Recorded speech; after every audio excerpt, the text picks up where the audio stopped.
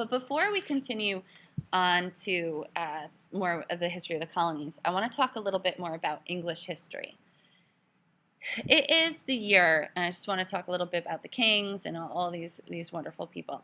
It is the year 1686, and King James is King of England. Unfortunately, James is not the nicest of kings, and it doesn't help that he's Catholic because most of the people in England belong to the Church of England or the Anglican Church. And James II would also like to rule without Parliament. Parliament is the branch of government that makes the laws in England. He wanted to be what we called an absolute monarch. He believes that all kings have what we call the divine right to rule, that God wanted him to be king. So he would like to make England Roman Catholic again. He will learn that you can't force religion on people. So James tries to take charge in America too. Before his time, the English kings hadn't bothered much with America. The colonists were mostly left alone. But now, King James wants to change that.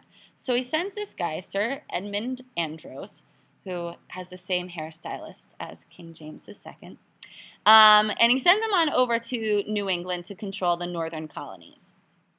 Andros is a tough, take-control person who tries to tell the Puritans how to run their colony. Because remember, New England is where we had our Great Migration. All those Puritans head on over to New England. But here's the thing, and we had a discussion about the Puritans in class. It's really hard to tell a Puritan anything and how to do anything. New England Puritans came to America to run their own affairs, and they don't want an outsider making rules for them, especially Andros, so they think he's kind of a bully.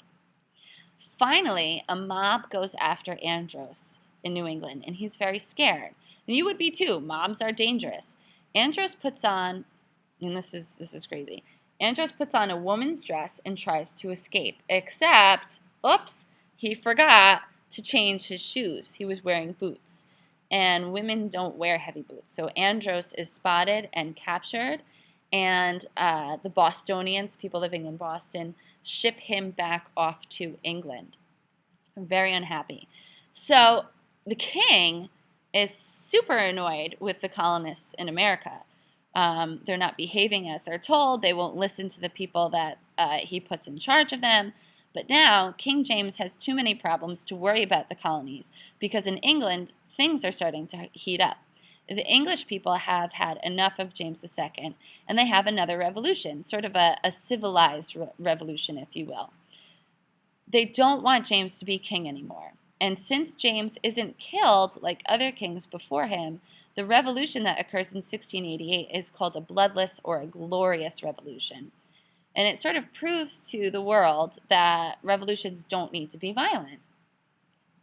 James' Protestant daughter, Mary, and her Dutch husband, William of Orange, are asked to be rulers. The revolution is glorious because the English people make a deal with the new king and queen. They insist that Parliament have more power than the monarchs. They also demanded a Bill of Rights for the people. It is a terrible time for absolute monarchs, but a great moment for freedom. And in America, the colonists find this very inspiring. But this doesn't help the colonies much. When the English Parliament begins to make rules for the colonists will start to get annoyed. They never had to follow any rules before, and they didn't have to pay many taxes before. The Americans will complain that Parliament is too powerful, especially when Parliament ignores Massachusetts' private charter and turns Massachusetts into a royal colony with a royal governor. The grumbling that begins in New England in 1691 will start the colonists thinking about having their own glorious revolution. But this one is not going to be bloodless, as you know, coming up. So anyway, ladies and gents, that's where we're going to stop our podcast. Think about what we discussed about our different types of colonies, about New England, Middle, and Southern colonies, about British mercantilism, as well as our little story about King James II and the Glorious Revolution and its consequences in the colonies. Please be prepared to discuss this in class, and if you have any questions, let me know. But have a good day and do something historical.